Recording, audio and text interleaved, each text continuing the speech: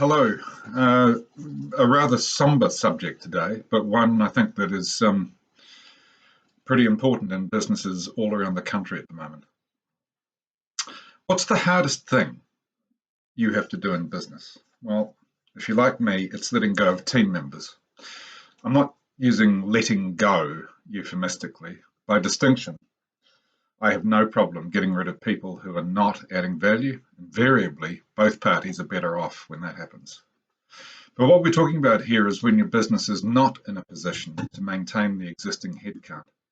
I know that there is a lot of this happening throughout the country right now, and good, noble employers are doing it tough.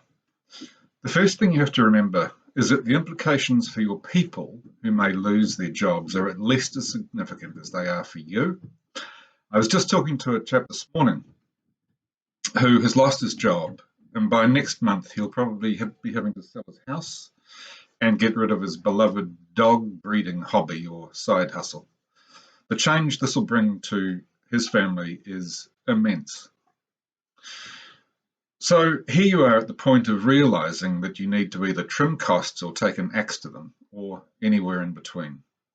Don't make any assumptions about how individuals will take the news that change is coming. People you may have thought would be terrified at the prospect may see it as a good time to just move on, while others, who you thought would be okay, will be in a bad way.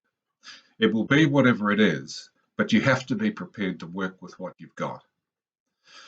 What you're doing here is a restructure.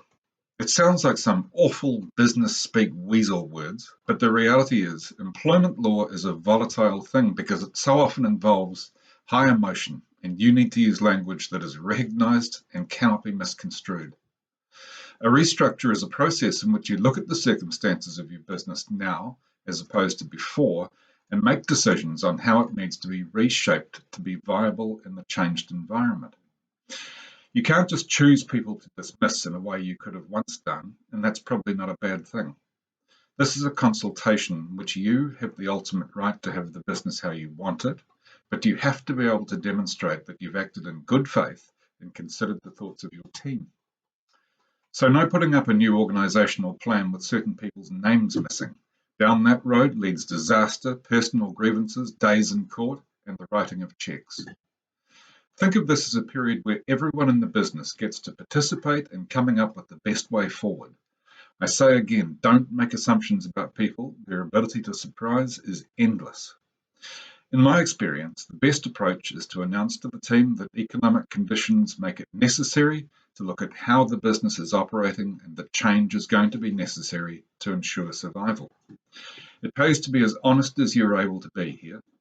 If you're permitted or feel okay about it, tell the team how big the hole you're in, then do it. You have to remember that there tends to be a default assumption in businesses by their workers that you're making a truckload of money. This is more prevalent in businesses that have lower skilled teams, but not exclusively.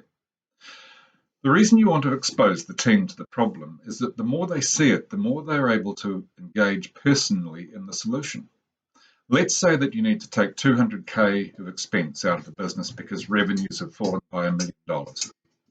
People will suggest non-people cuts first, and you will be able to demonstrate that these don't come close to achieving what's required. If they do, then do that and don't cut any heads. But it's unlikely that that's going to be the thing that will work. You will propose a new structure that includes the roles that are required for future state, and you will present this side by side with the existing organisational structure. Neither will have names in the boxes. You will present this as your proposed structure, and that it is a discussion document. If you were changing and amalgamating roles rather than just cutting some, you would prepare job descriptions for the new roles so team members can see what they are. If some roles are affected and others not, then you can announce that categorically and reassure the people in those roles that nothing changes for them. What you want to achieve to the greatest degree possible is that people will self-select or self-deselect by matching their skills and capabilities against the roles offered. You might be surprised by how much of this work they will do for you. I can't stress enough that you should not be picking winners here. Shoulder tapping the people you want to keep is fraught with danger. always assume that everything you do and say is being broadcast everywhere. Once people have had a chance to look at the new proposed structure and quietly worked out for themselves where they might fit or not, you must actively seek feedback.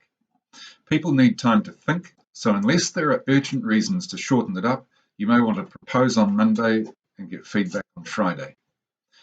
Once the feedback is in, you need to give it due consideration. Sometimes people will come up with things that you haven't thought of that are actually really good ideas that could improve the outcome. If so, adjust the proposal and put it back out for feedback. If you have decided that there is no benefit from the feedback, you need to announce that you have given consideration and have determined that you will proceed with your original thinking. You'd better be armed with authentic responses to why you've rejected the suggestions, because this can be a minefield when people feel they are being railroaded and not listened to. By this time, everyone knows that this is happening, and you should invite people who are affected to apply for any new role that they feel qualified for.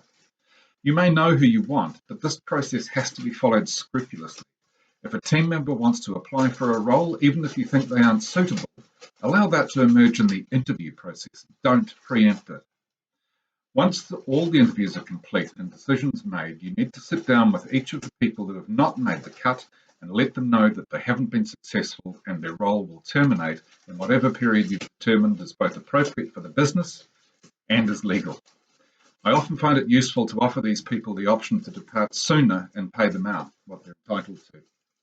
Why? Because disgruntled and disengaged people in a business are toxic and will cost you more than paying them out. Now, how do you need to be as an employer? You need to be your authentic self. If you're a somewhat distant and formal leader, don't try and mock up emotion. If you're like me, you'll probably be feeling everyone's pain right alongside them. What's important is that who you are being is who they know you to be. This is not time to sympathize. It is time to empathize. What's the difference? Well, empathizing is recognizing the fear and sadness of others and being able to support them when they need it. Sympathy is immersing yourself in their feelings and is very counterproductive. It can lead you to say things such as, "Oh, this is all so unfair," or "You should try and do something about this."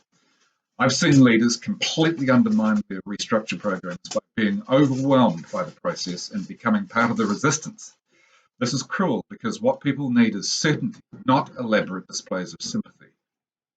I've got to say that even after all these years, I still hate doing restructures, but I do them with a minimum of drama and risk because I genuinely care about the people whose lives I'm interfering in, and they know they can trust me to do the very best I can for them while still doing what's necessary. Humility helps, and recognizing that it could be you and not them may help to contextualize this for you. If you would like to talk about a full-scale restructure or just a tactical redundancy or performance management of an underperforming team member, come and see us at Regeneration HQ and you'll get support that uses head and heart in equal measure to deliver reliable outcomes. Thank you, and we'll talk to you again soon.